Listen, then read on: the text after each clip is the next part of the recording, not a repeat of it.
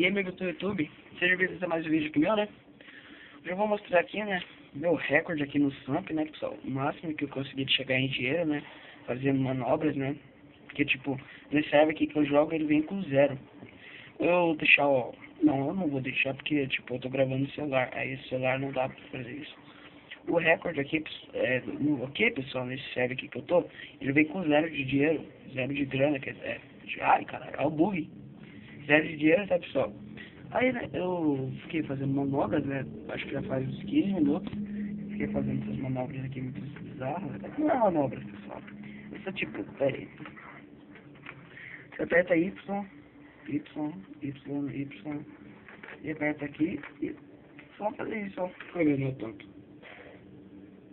Não, aqui não deu nada. Peraí, então. Deixa eu ver. Peraí. Aqui, ó, olha. Olha, que vai dar 1.400. Fica vendo. Tomara que não caia na água. Se cair não vai pegar. Não vai ter não. Olha. 2.000, olha. Você pode ver, ó. Bem aqui, ó. Esse server aqui é muito maneiro, ele, pessoal. O nome do server chama-se UIF. White Yard Fucker. Mentira, só que não. Eu não sei o nome dele, não sei essa sigla, pessoal. Eu sei só o nome, que é UIF.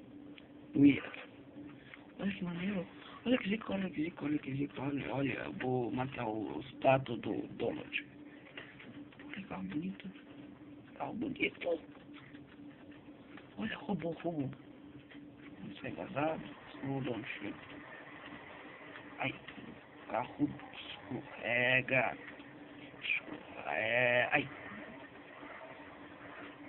Ai, caralho, porra. Nossa, mano, que zica.